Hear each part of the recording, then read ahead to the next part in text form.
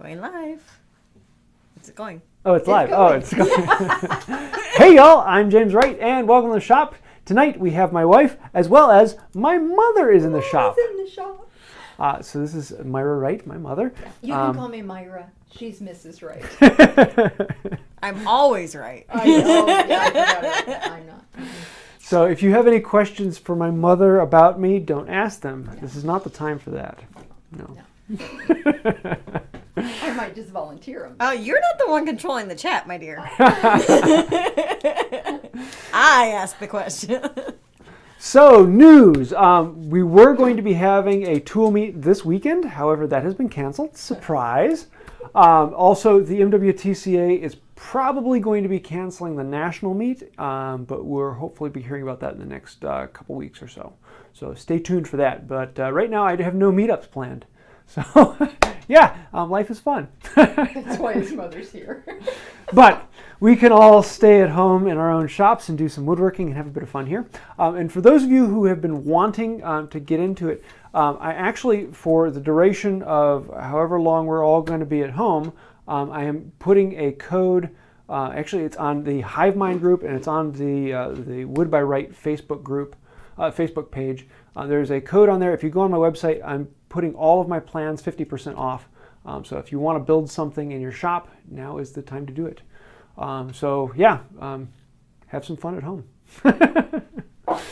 So tonight, my mom called me up and said, hey, we want to make some boxes that she can put some coffee in. And these are going to be... Okay. Yeah, she has a whole coffee station. I have a coffee station, and it's all decorated and everything now, but it's very disorganized. And when we had our grand birthday party, the youngest little grand enjoyed dumping all of my bags of coffee. So it's like, okay, this is a great time. So we're going to make two boxes that are approximately 15 by 15, 5.5 inches deep, open top, and then there's going to be carving on the front. So we're going to do this over two live videos. Tonight we're going to be doing the joinery work. And I'm going to be showing several different methods of doing it. We're going to be doing rabbited corners. I thought that'd be something different. I haven't done that. I've done a lot of dovetail boxes and I've done a lot of pinned boxes and mitered boxes. So doing a rabbited box would be something fun and different. So tonight we are going to then do the joinery. Now I've cut all the boards to their final length because that's kind of boring to watch. As well as I glued up the bottom, and I cheated on this. I went to Menards and I bought 1/4 inch thick by 6 inch pieces of poplar, and so we just laminated those together. So I didn't actually go ahead and resaw all this. I know you can rat me out later. But he didn't pull out the power tools, so that's okay. So we have this all panel glued up, but we're going to be doing some of the preparation on this, and we'll be showing that a little bit later.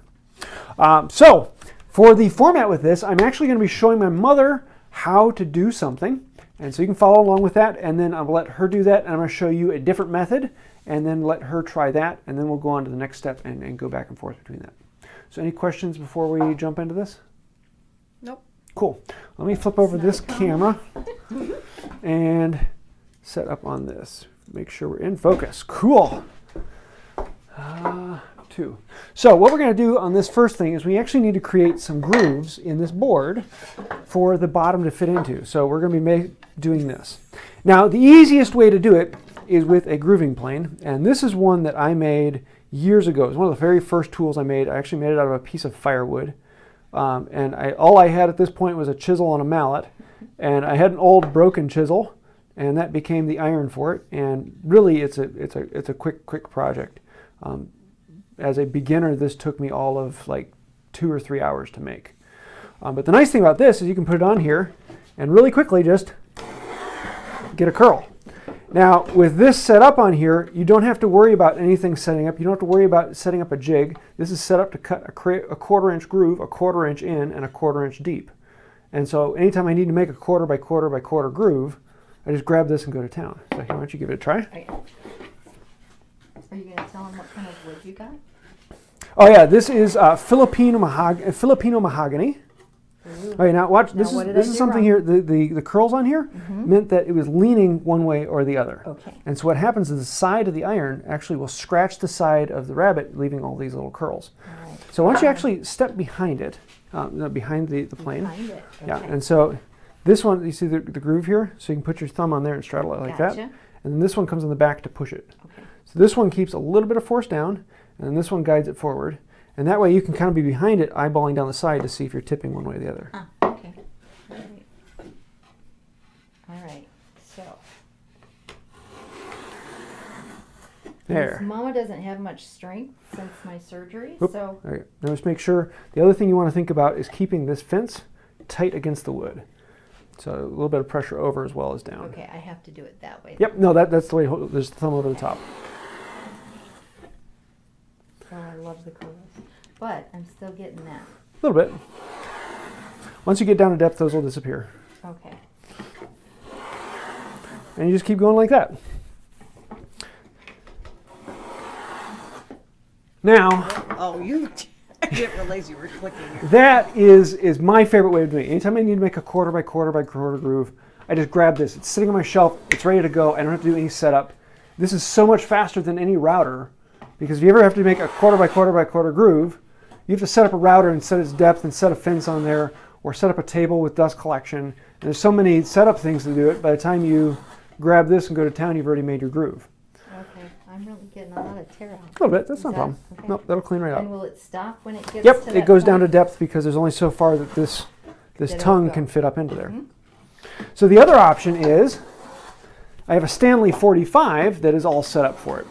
The problem with the Stanley 45 is you're starting to get into some setup properties. So it's going to take longer to set this up. But the nice thing about it is this can do a lot of other things. And so if you want to see a setup, I have an entire video where I go into how to set up the Stanley 45. How close are you? Another shaving or two and you'll be down. You're pretty close to depth here. Not down You'll here. notice that when you get down to this end, it'll like skip and slide forward and you're not actually biting anything. Yeah. That's because you're at Feel depth it. here, but you're not But at depth not here. down here. Okay. Here, I'll switch over. Mm-hmm. I'm not nearly as fast as him. There you go. And Oh, that's there's it. one more. There you go. And that's your groove. Cool. But there's... Okay. Yeah, those fuzzes just peel off. All right. And the easiest way to peel them off is actually to put a piece of wood in there. Because these will, when you slide And the wood just in there, slide it out. it'll just clean them out. Also, his mother is a perfectionist. I was just gonna say. Oh, yeah. I was like, he might think it's okay, But Mama not and so much. It's going in my coffee corner. So, yeah. So, So- it will be perfect. On this one, I want you to try the 45. Now this is going to be a lot heavier, Yeah. Oh, wow. but it's going to be basically the same thing. Just keep Just the keep fence this- against the side. All right. And so I hold that. Yep. Also taking a little bit heavier cut with this one because I have the blade set down a little deeper. Okay. Okay, I like the other one better. All right, so if you're an old woman, you know which one to choose now.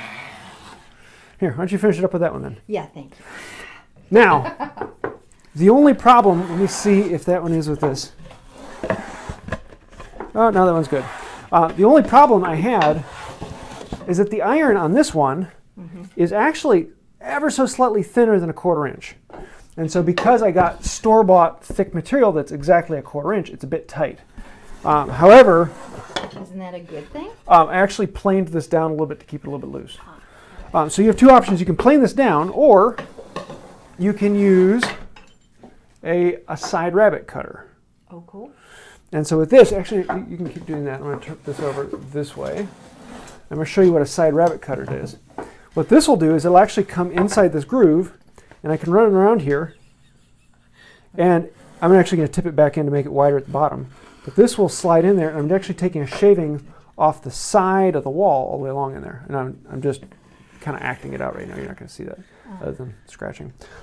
But what that'll do is it has a blade on the side here. Oh, cute. So it's actually taking a shaving off the side wall of the groove as you come down in. And what is that called again? A side rabbit plane.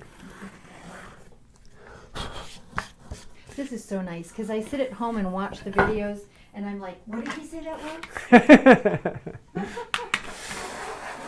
was? So that's one of the problems is if you don't have a blade that's exactly the right size, you can cut the groove close to what you want, And then you can come in with a side rabbet plane and make it ever so slightly bigger to bring it out to the size that you actually need. Which even with the 45, I've got 20 or so different irons of different thicknesses. Every now and then I grab one that is wrong, and so I'll grab the next size down, and I can widen it out to fit what I need. Okay, so the next thing we need to cut are the rabbets. Now the joinery on this, let me make sure I'm getting the right ones. The joinery on that, switch back over to this camera.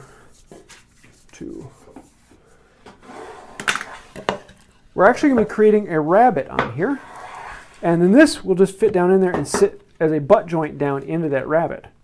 Now, if I were just to glue that, it's not a very strong joint. There's nothing really holding this together, and no matter what you're doing it in grain to long grain glue up. So it's not a strong joint to glue up in this. So what we're going to do is we're going to glue these together, and then we're going to put in 3 pins, 1, 2, 3. And those 3 pins will then add strength to this joint. Some people actually cut in splines and put those in there. But pins look really good because this will be the front of it, and so we'll have these 3 dots, and we're going to do them with a walnut dowel. So you get to see these 3 dots showing up on the end and just adding a little bit of texture to it. Yeah, no, I split that out. We'll be talking about that a little later. Okay. Remember, I'm not a perfectionist. I know. But it's on the bottom. But that's on the back. On the back bottom. It's all right. So it's like Don't come to my house and pick up the box and look at it. So we need to make this. Now the problem with this is it's on the end grain. So if I were to grab I didn't grab that one. Shoot. Where did I put it? Oh well. No, I had yes, I do have it here. Good. Come out. If I have a rabbet plane, like this has the iron that comes right up to the side, what that will allow me to do is it allows me to get right into the corner and take it down to that. The problem is if I'm going across the grain, all these fibers that are coming out, it's just going to splinter out, and this edge here will just get really torn up quickly. And so if I have a rabbet plane, I'm going to have problems with that. But they make things for some rabbet planes, it's a little spur that sticks down, or a nicker, that will actually slice the blade ahead of time. So imagine if I came through here and I cut all the fibers with a knife, and then I planed it across to cut out the fibers that I just sliced with a knife. And then before the next line, I come back through and I cut the next fibers, and then I plane out those fibers. And then I come back through and mark them again. And now it would be really tedious using a knife. So what we have on a lot of the Stanley 45s and 55s, let me spin this up. Oh shoot, I need a screwdriver. I'll show you. So is this one of those times you wouldn't want a knicker and a knot you wouldn't want to get your knickers in a knot? Oh, very good, very good. So what we've got here on the side is you have this little spur structure here. This particular one has 3 points, 1, 2, 3, and then the bottom side doesn't have any. So right now it's set up, I don't know if you guys can see this. Let me see if I can flip this around for you. And it's going to be way out of focus for a moment here. There we go. So what we've got here is we've got the spur with 3 points, 1, 2, 3, and then nothing on the bottom. So right now it doesn't have anything, but if I unscrew this and rotate one of those around, it'll stick down below, and it'll actually be a knife that cuts right in front of the iron. And so that will allow me to go across grain. Can I ask a question about that? What's that? There's 3 different settings then? Well, no, it's just 3 different blades, because eventually when you sharpen them, you wear off some material. Okay. You sharpen them to the point that they don't stick down far enough to cut. Ah. And so then you got 2 more to use before you have to throw that away and get a new one. Gotcha. All right. So what we've got is I have a couple other planes set up, and we're going to try both of them. Number one, I have the Stanley 55, which is the 45's bigger brother. And in this case, anything I'm doing with this, you can also do with the 45. In this case, I've got a nicker set up on this one, and this one just has the big one. But it's adjustable in depth, and so I can keep sharpening and keep sharpening and keep sharpening it. And so this one is all set up and ready to go. But then I'm also going to be showing a moving philister.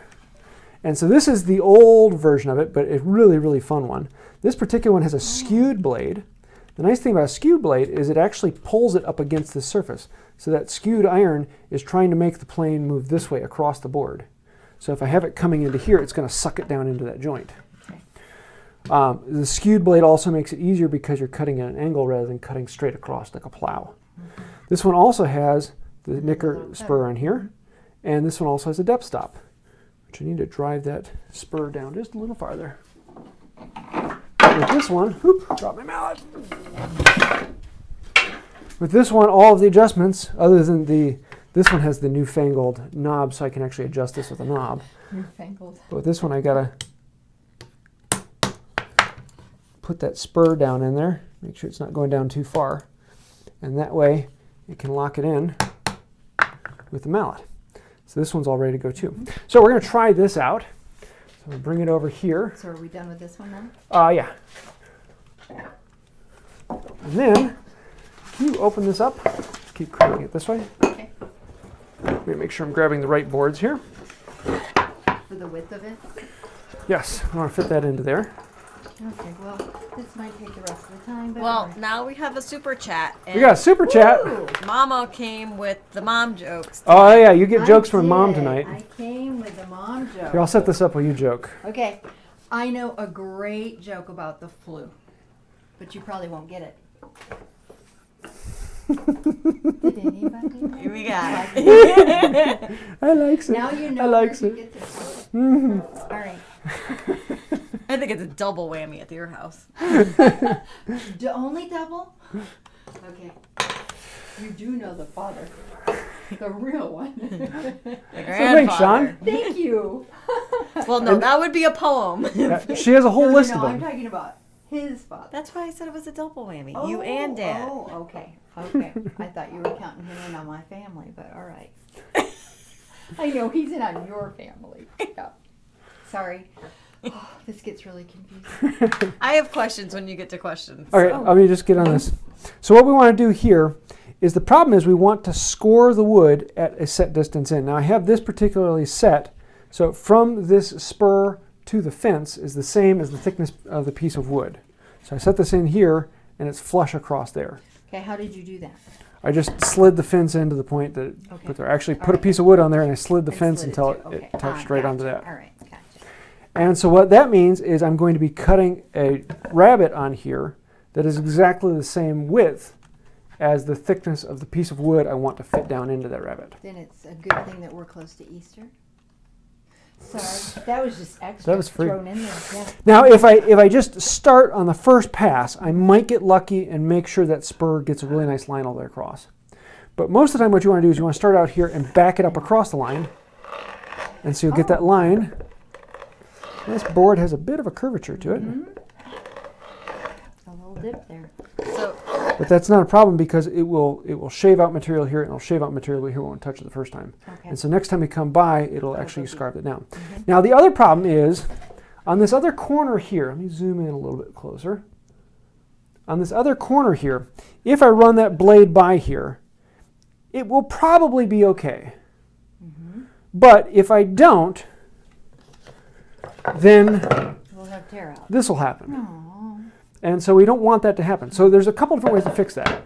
Number one, I can come in with a knife and I can make that line really nice and deep and cut it down, and that might work. Number two, I could put a piece of tape wrapping around here, trying to hold those fibers back, and that might work, but it might not. Another thing, I could actually come here and I could continue this line down, so I can set this on here, and I can continue the line on this side, and slice the fibers on this corner. And that might work, but it might not. The best way I've found to absolutely guarantee you won't get any tear out is to grab a saw and cut it down on that line. And with this, I'm going to cut those fibers perfectly. And I know that every single one of those fibers is cut all the way down. So I'm not going to get any tear out unless I skew the plane and jump off. Now, does that really depend on the type of wood that you've got too? Because this is so much softer, it's going to have more tear out. No, it has to do more with how stringy the wood is. Okay. And most all woods. If you're working with a really good hard maple, you might be really good with that. Okay. Something with a really smooth grain. But even with that, you're probably still going to have problems. All right. So we start with a pull back, and then we go forward.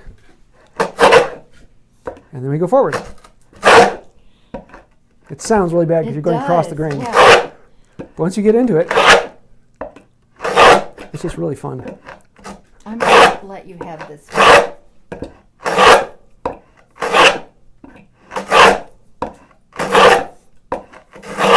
And again, I have a depth stop set so I can go down. You want to try it once?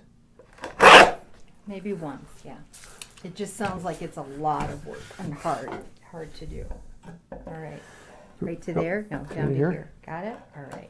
Here, what I do is I actually hold the front like here, so my thumb's going across there. Okay. And then grab that.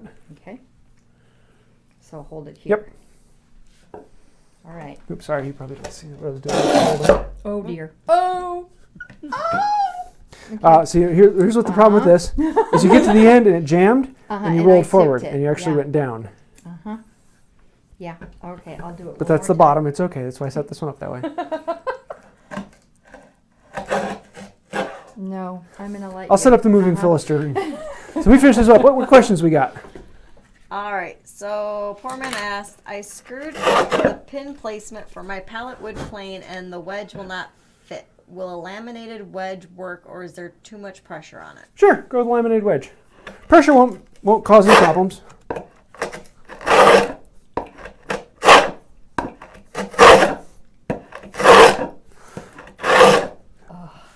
Did I? No, I adjusted on the other one. That's right. I adjusted the depth stop on the 45 and I got really concerned. It's like, oh, am I going to go too far? There we go.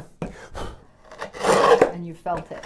Yeah. Now, are you trying to be a wide angle view? Yeah, I'm going to answer some questions here. Okay.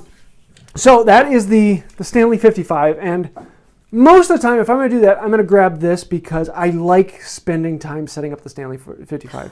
This is actually really enjoyable for me, this whole, steampunk, fit the screws and adjust things. And the answer to your question is yes, he's been like that all his life.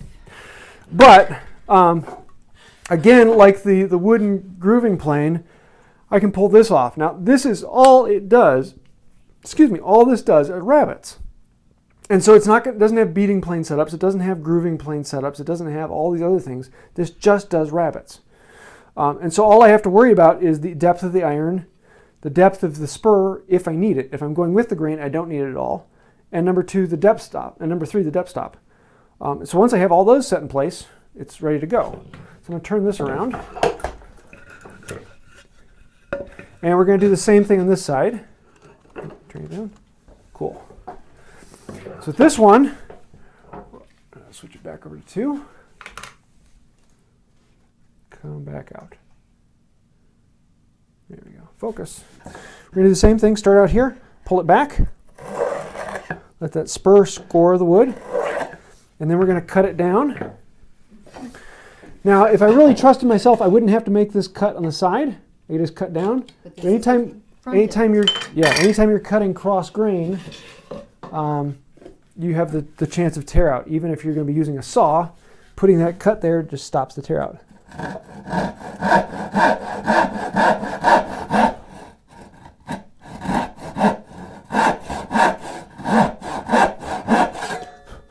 Ooh. Something you don't want to hear your doctor say. So once we have that in place, then it's the exact same thing, just like before. I'm going to grab it with a thumb over the top, grab the bottom on here. Now, if you don't have this fence, you can actually have your fingers come around the bottom and let those be your fence. So you can use your fingers to do that. And you have a lot of old-time woodworkers who don't have a fence on their rabbiting plane. They just have a regular shoulder plane and stick their fingers in there to be a fence. Because once you do a pass or two, the groove, the groove that's in there will hold it, and so you don't even have to use your fingers then. So we're going to start there. And now, like on this, and I love these that shavings. one is easier to use than this. Would this one be easier? Here. Let me just look at that. Isn't that pretty? Yeah, and those are just really strange. Okay. So now the couple things you want to be careful with this is, number one, it's very, very easy to tip this side to side. And if you start tipping it this way, then what happens is this shoulder, the farther you go down, the farther it moves out here, and you're getting a thinner and thinner gap. Okay. So you need to make sure it's vertical. Oh, this is so much easier. Just like that. You can go until you're down to depth. And it sounds so much nicer. What questions we got?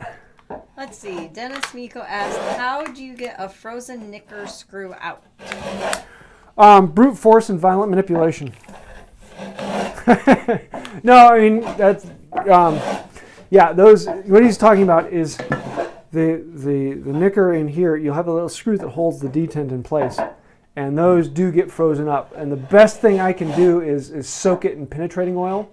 WD-40 maybe, but I usually go with something better like a blaster or a PB, something that will actually penetrate really well.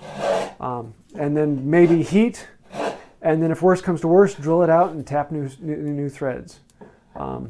Yeah, it's not nice, but they're a pain sometimes. Okay, now I'm not getting it. Yeah, let me see if your spur's still good. Okay, that's I'm it's just because wobbly you're with it, leaning yeah. it a little bit. Yeah. So you keep going, and I'll show you how to fix that in a little bit. With a chisel? Yep. What's next? What other question we got? None. What's that? I don't have any at the No moment. other questions? Cool.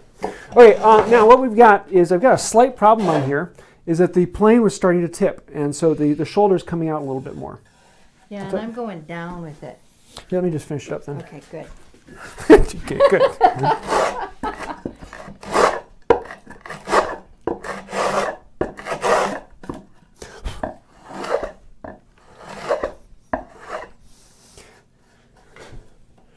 Yeah, I let that dip a little bit too much. What I ended up doing is I was trying to force that shoulder back. Oh. Yeah, we can flip over to this.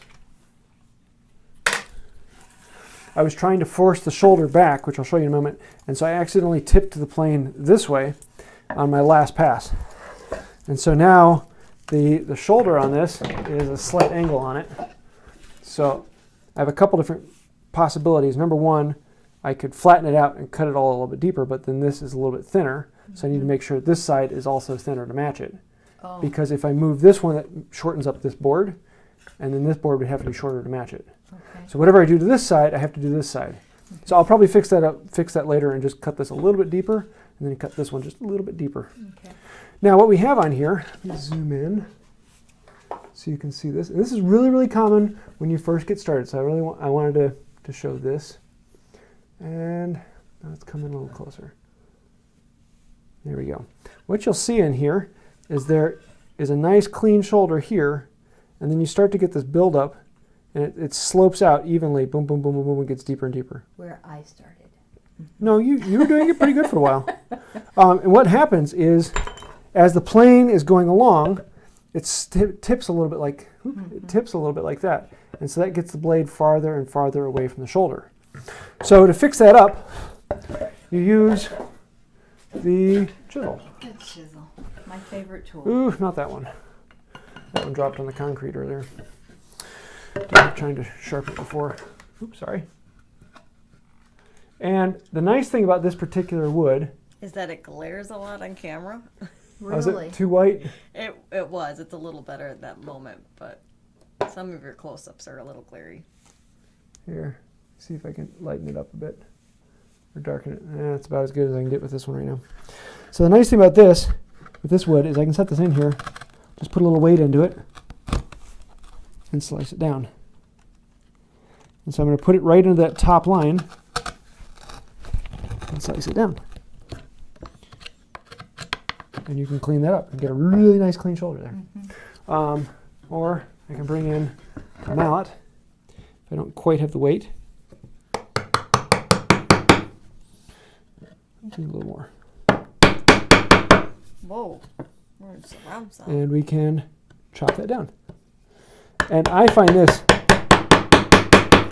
to be incredibly enjoyable because it really doesn't matter if this shoulder is perfectly clean or if there's any nicks in there. So if you end up cutting back at an angle, it's really not a problem because that's down inside the joint.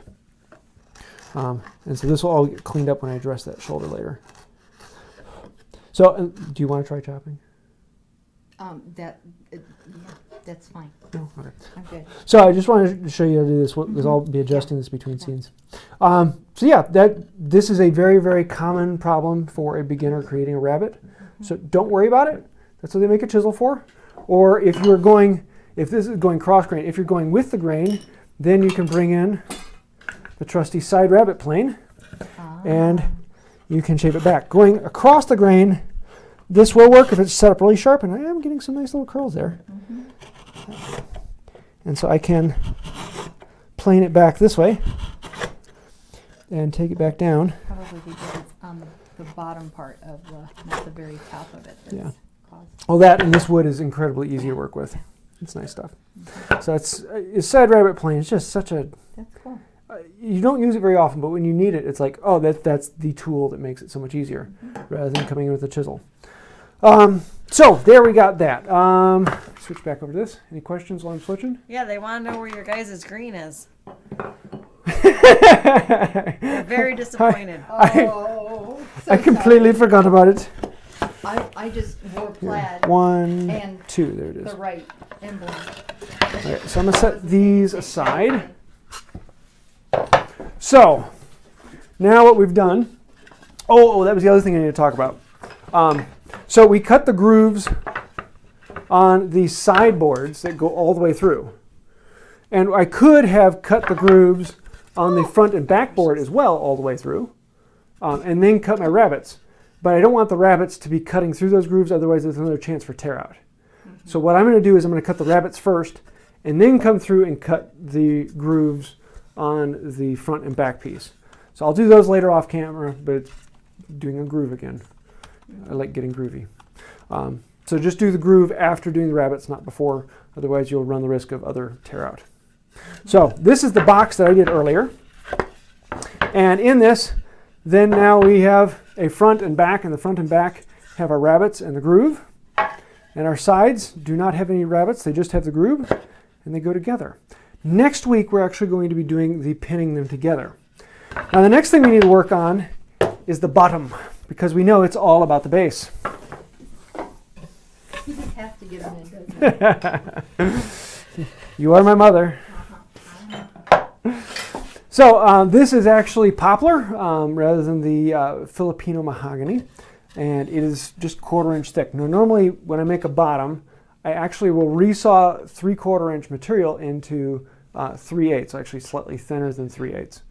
And then I will chamfer the edges. And if you ever want to see that, look at any other drawer bottom I've ever done. But in this case I got lazy, and rather than resawing 6 feet, I just decided to go buy 1/4 inch poplar for $5 instead. So, and it's not like these drawers are going to be the ones I'm going to pull in and out all the time. No, and this is actually, I like this. Now a couple things to keep in mind is that this board has the grain running vertically on here. So this board is going to want to expand and contract this way. So it will get wider this way, but it will not get longer. Boards do not expand and contract lengthwise, they only expand and contract widthwise. Just like people. Maybe that's my problem. I've just constantly been contracted. I have the width part. Yeah. So, I'm so sorry. There it is.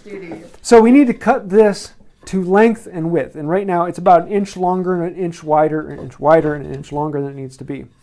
So that when I actually cut this, I want to make sure I'm measuring the right thing. What I want this to be is I want the length of it to be exactly the length it needs to be. In other words, the groove it's fitting into plus 1/4 inch on either side of it. Now the width, I want to make it different than what it is. If this is in the middle of summer and it's the most moist it's going to be, then this board will be as large as it's going to be. In that case, I'm going to make it ever so slightly shy of full width with the grooves. And that way, in the winter, it can shrink down a little bit more and still not fall out of the groove. But right now we're in the winter, and it is about the driest it's going to be. So this board is about as small as it will ever be. So what I want to do is I want to make it, so I'm going to cut the length of the board plus 1/4 inch from one side and plus just a hair, so it has a little bit hanging on the other side. And that way it won't fall out of the groove. But it still has slightly less than a full 1/4 inch to expand. And if this drawer were to be outside in the elements, that 1/4 would not be enough. In which case what I have to do is I have to make those grooves deeper so that it gives me more expansion and contraction space. But because this is an inside box and it's not going to be out in the rain, it's not going to be getting wet, I don't have to worry about the expansion and contraction that much. And it's going to be in an air-conditioned house. Yeah. Well, except for when you're not there. But even then, the expansion and contraction is not going to be more than 1/4 inch. So we're okay with leaving that little bit of gap in there. So I've gone ahead and marked this out. And normally I would take this over to the saw bench and grab a big saw and go at it. But anytime you're working with thin material, it becomes a little bit more difficult. I'm going to screw this in. And so I have it supported by the bench all the way across. But it wants to bow up. Let me switch over to this one. And so I've got this board in here that won't go anywhere, but it wants to bow up on here. So I'm going to grab a hold fast. And if you've seen my recent video, you know that I like hold fasts. Just like that, this is now held in place and solid. Okay. Locks in place there. And so rather than getting a big panel saw, I could grab a large panel saw and go to town on this. I really don't need that large swing movement. Now I could work with this, and it would work just fine. But that large swing movement up here at the bench just is not as comfortable. And so I generally do it with a saw that I put away.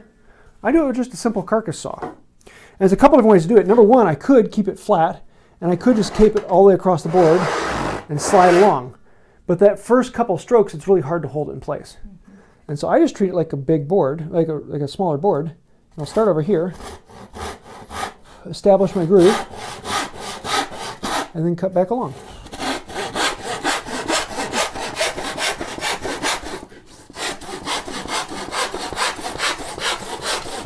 Now I'm not going to use the full length of the saw because the back is going to run into it here. But I've got enough that I can do this faster than I would set up a table saw. And a whole lot less noise. Yeah, less noise, less dust. Do you want to try it? No, I'm really sure? good. Especially because that's against the grain. This part wouldn't bother Actually, going across the grain is far easier than going with the grain. me. Really? The reason is with the grain, if you gonna put too much pressure, it'll split. Oh. And if you're cutting this way, I don't know if you guys can see on the video, but the grain is running off this direction. So if I split here, it's going to take this chunk with it. Okay. So if I cut on this side, You get to do it all. so that's actually something to think about, because if there's a chance of splitting it out, I'm going to want to start this side and work to this end, because if I split it here, it's going to run out this way, and I can always start back over. So you start where it's the closest to the grain. Well, no, where you have the largest amount of grain that runs out. Right. Okay. But I love hold fast. I'm going to turn this way, and because my bench is set up this way, I'm forced to run the other direction.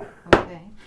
But in this case, I'm going to grab a rip saw. So this is actually a tenon saw. Oh shoot, I got to move it over. Don't want to cut the bench. And I'm going to do the exact same thing with this one.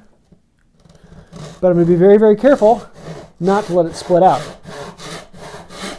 I also have this saw supported very, very closely to the edge of the bench. So it's all held in place. And even if I was working on a saw bench, I'd do the same thing. Any questions, babe? Let's see. Alan Smith asked, can James define what the final box will look like? A box. Yeah, an open, unlidded. Yeah, it's an open top box, about 15 by 15 by about 5.5 inches tall. Really, really simple box. A good beginner's project. And so I'm spending a lot of time making sure that my arm is completely in line with the saw. I want to make sure I get a nice smooth stroke, because what happens is if my body gets into the way, then my arm is going to come out here, and that's going to force the saw to come off this way, which puts twisting force into that piece, and I want to break it off. Or if I move out too far or let my arm go one way or the other, I want to make sure that my arm is completely in line with the saw. So my shoulder to elbow to the hand all the way down, it's all one line. So I'm not putting any twisting force into the saw.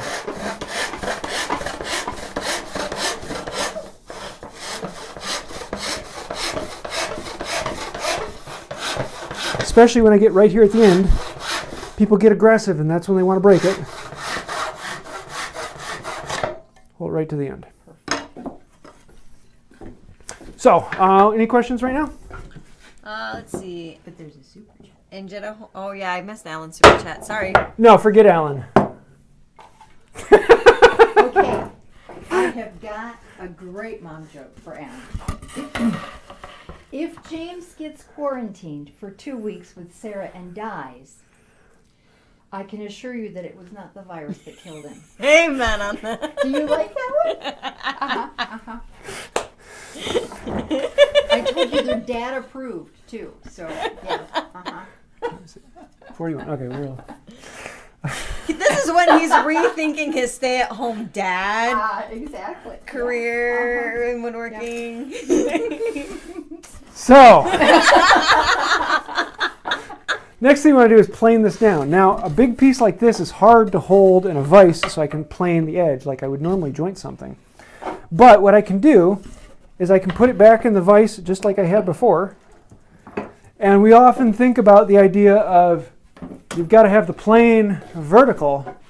Well, you don't have to have the plane vertical. You can always tip the plane on its side and just carefully hold it until you get a nice clean shaving from one side to the other.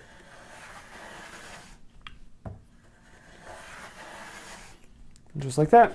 That's planed up. We'll do the same thing with the other side.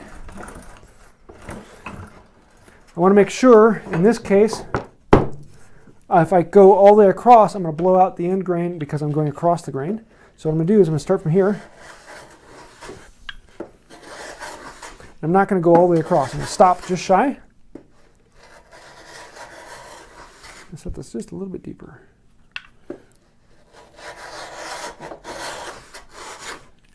And then I'm going to come back the other way.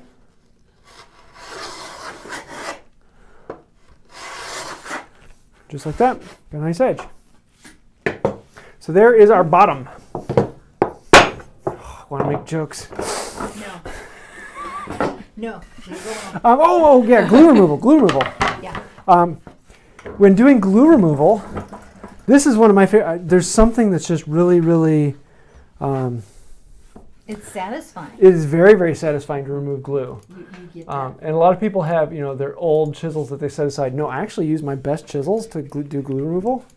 Because I'll come in here, bevel down, and I will almost carve the glue away. Just because this is very, very fun. So what I'm going to do is I'm actually going to come through here, and I'm going to take off all the high points before I bring a plane in. And the reason I want to do that is if I bring a plane in, all it's going to do is ride on those bumps. And it's not going to actually get down to the wood. If I just do a chisel to that end, take a little bit of that off. Now I can come into the plane. Need a bit more. This one's hard because this board actually humps and this board actually humps. So I'm kind of down in the valley. Do it from here first. Don't hit the dog. I'm going to get that one. Now I'd have to take off too much more material to do it with that. So what we're going to do now is this is actually down in the valley and I want to hit that a little bit more. I'm going to bring in the card scraper and let you try this. Okay. A card scraper is basically a cabinet scraper is basically a card scraper, except for it holds everything in place for you, so you're not actually having to bend the card and do it for you. And So I don't have that kind of strength.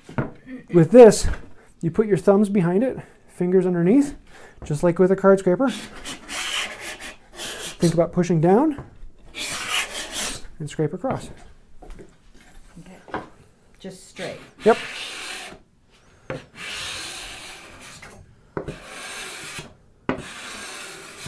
Here, now wait, dump this out. You can actually see you're getting curls. Yeah. And so it is actually planing the wood. Tiny little Really, really curls. fine curls. And what I'm noticing on this is you're getting curls all the way over on this side of the blade. So try and shift it over so that blade is on the glue line. This side of the blade's on the glue line. Yeah. Now with a card scraper or a plane, it's going to take longer because you're taking off less shavings. And you're also taking a wider area. So I actually like to come in with a card Did you already scraper. do this one? Yeah. Okay. And I actually like using the card scraper a little bit more than the cabinet scraper. Takes a little bit more with the thumbs. but I can be really detailed about it because I can bend it and put that card exactly where I want it. And even with poplar, I'm still getting rather decent little curls. And this is really, really satisfying. And just like that, you're seeing the glue disappear. A couple more shavings down there, and that's ready to go. And having one of these on hand is so much fun. Oh wow, it's really, really warm too. Yeah, they heat up. Mine never get that hot. Right, put your thumbs closer down to the bottom, so you're almost dragging on the wood. Okay. Nope. Now, you lift it up higher. Yeah, right about there. That's the angle it's curling at. Am I getting any curls? Nope. No. Okay. All right, we'll stick with this one for me. Takes a certain amount of pressure. Yeah. So, the other thing I want to do today is, perfect timing. We are doing really good on that. I like that. I want to do some carving. And this is one of the things that I love doing with my mother because she likes carving too.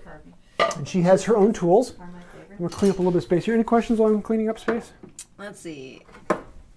Anjanette Horn says, could you use a Stanley 78 here as well? If so, how well would it work?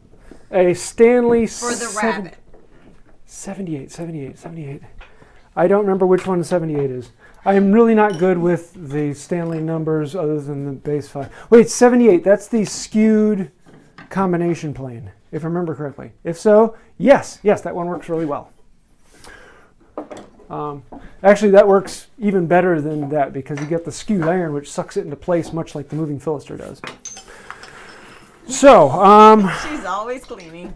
yeah, that's what she does. Didn't rub off on me, though. That's fine. Where is the front? Front. Hey, there's one on top. Now, can you open that up? Yeah.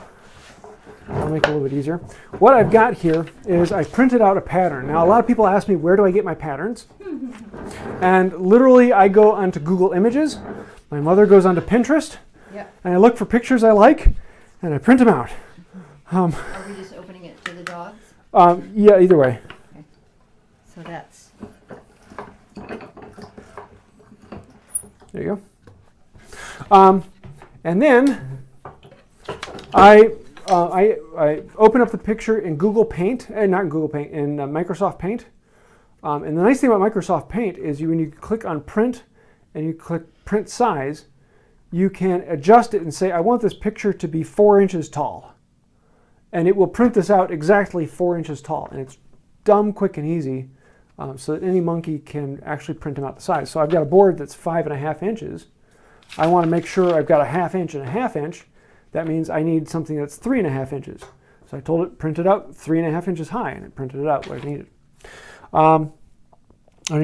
First thing we need to do is find out center on this. So I've got these. I've got this, and I'm going to use a tape measure here. And this board is 17 inches, pretty much on the money. And I want it to be, what's half of 17 is? Doesn't get as mad from his mother. Or maybe he does. 8.5 inches. That would be a dad question. Oop, I needed the square. Oh, the square I put away. I put away one square, and that was the one I needed. We're going to draw a line on here. And what I set up on this pattern is what I'll often do is I'll fold the pattern in half, and then I'm going to come in with the scissors and snip and snip. And what that does is it gives me these little V's that I can set on here, except I want it to be this way. Well, I was thinking one of them could be M and one of them could be W. And Do you want to do an M and W? No, I'm teasing. No. You can. And that way, because when I cut this paper, I didn't cut this line perfectly straight, and I didn't cut this line. So if I put it on here and I line those lines up, it looks crooked because this paper was cut crooked. Mm-hmm. But the top of this is the same distance, and the top of this is the same distance. And then I use craft glue. I steal from the kids. And there it is. So I'm going to pull half of it up and put it on the wood here. Except for I need more. Oh dear. Hope I have enough.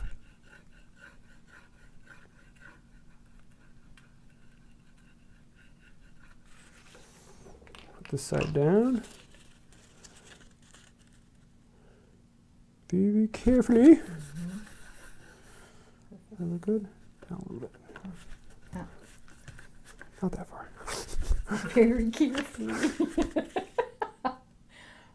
There you go. There you go. Right Yeah. there. Is that good? Yeah. Good. And then fold it over. Put the glue on the other side.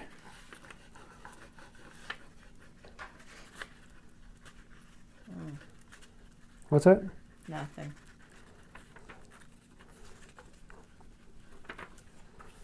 And then work it down on. And a lot of people really, really worry about this glue. The nice thing is, the next thing I'm going to do is I'm going to scrape the wood. When I get the finish, or I'm going to put a plane down here to finish the wood. And the paper comes right off with the scraper.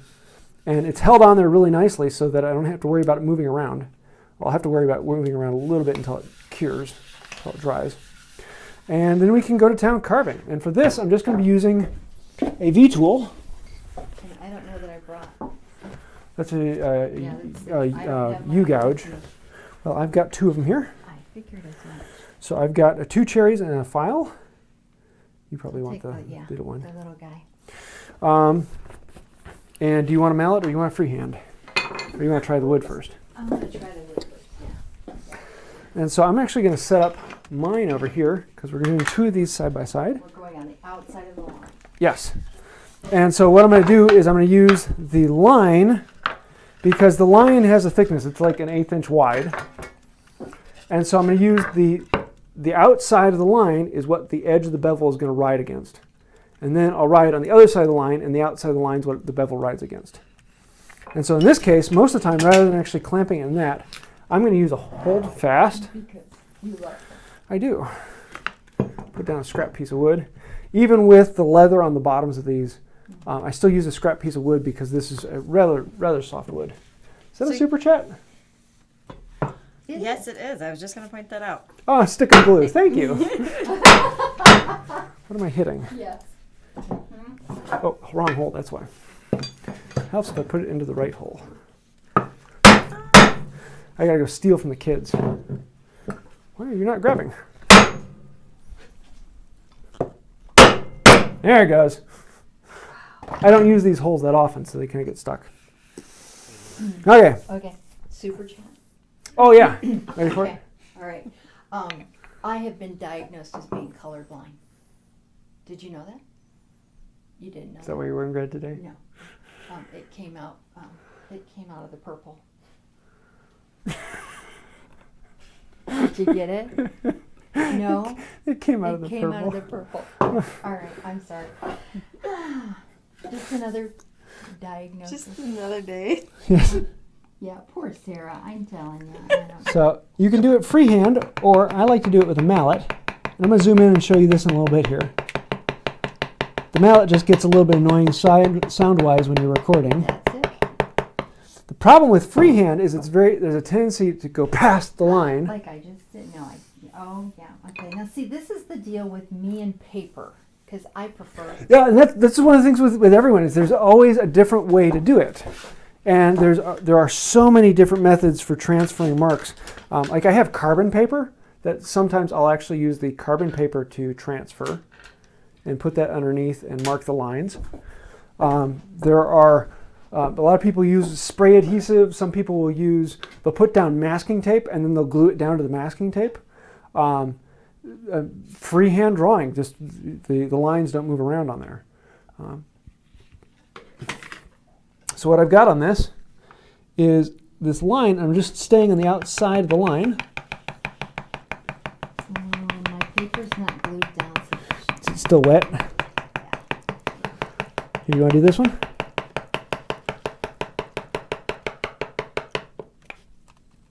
And yours is much deeper than mine because I'm not using a mallet. Here, That makes a big difference too. give it some experimentations. Yeah. Now keep in mind, they are focused right in on you, so. Oh dear. Okay. All right. Then I'm going to do this. Oh, wrong thing. And mallets come in all different shapes and sizes and types. The one she has using right now is one that I made a while ago. And I've also got my little Shop Fox brass. Have you used this one? No, Here, I try have a that one. little tiny hammer at home that I use that I really like. Here, let me zoom up and show you the little Shop Fox. That's one of my favorites. So it's just a matter of carving like this. And honestly, if you can follow a line with a pencil, You can do it. you can do this. I've taught my daughter to do this carving. The only thing you have to be careful in this is The lines are tight together. well, you have to with Celtic weaving, you always have to make sure you put which line goes over which one, so you don't go Right. past.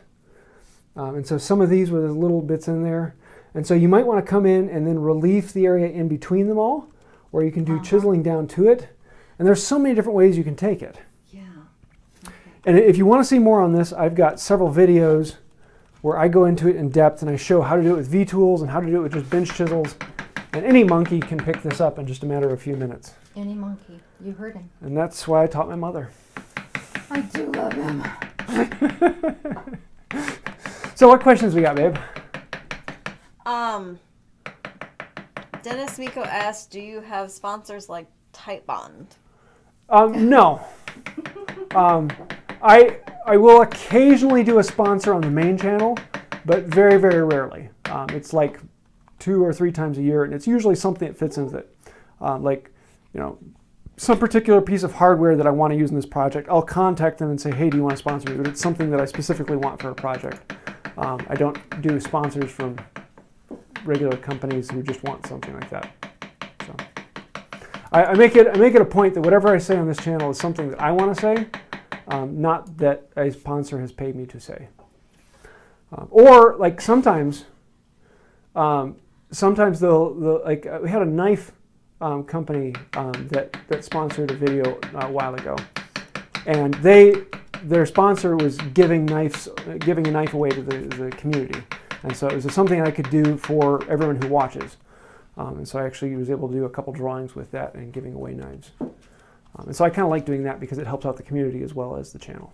So, what else we got? I would like to know if anybody, since most people are stuck in their homes right now, what their projects are. Are you doing some great, something different, or? And if you want to show off things that you're working on, go on the Wood by Wright Hive Mind group. I love seeing those things. The Hive Mind group is basically just a group of people who are fans of the channel, and it's a place where I bounce ideas off. I'll say, hey, I'm thinking about making this project. What do you guys think about this? What would you like to see on it? And it's also a place where people can show their projects and say, hey, I've got a question on this project. What's the next step to do that? Or I just made this. Isn't this cool? And it's kind of a fun community. I kinda like it. It's inspiring. When you see somebody else doing something, you're like, oh, well, I hadn't thought about doing it that way. Or, yeah, it's just kind of nice. All right. What responses are we getting, babe? I'm sorry. Sober Living with Brian Franklin says small chest of drawers is what he's made. Oh, Ooh. that doesn't sound like a small project. He's not thinking he's going to be inside there. He's not going to be a short time. Or, it taking, how long did it make to do the dresser? Yeah. How many years did that go on? Cool. Well, I think that'll about do it for this week. Unless there's something particular. I'm sorry. I'm trying to read and listen, and it's. Well, don't turn away. This is the time to tell me what you were. No, do you have anything else, or are we going to wrap it up? Because I've gotten through everything to talk to you tonight. No, I think. Next week we're going to be doing the joinery, putting the box together and gluing it up. So one box I'm going to have already glued up so we can show the finishing on it. And the other box will be putting the dowels together and clamping it up and showing all that and showing the finished box. Because this mahogany, when you put oil into it, just like explodes with color. It is one of my favorite woods to put oil down with. Yellow on it. Yes. Yes, my favorite thing. Especially with the end-grain walnut dowels, they'll be That'll like be black dots. So. Maybe we can make them in the shape of a coffee bean.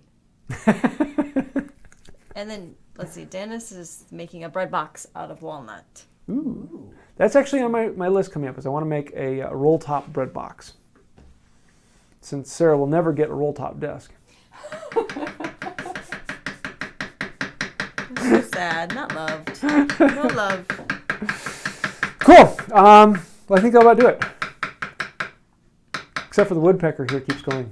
I'm so sorry. Oh, you want me to hit stop? This is something that is really, really addictive. Once you get going, it's just you got to keep I will going. be doing this the rest of the week, and probably by the time you come back, there'll be some other things on here too, probably.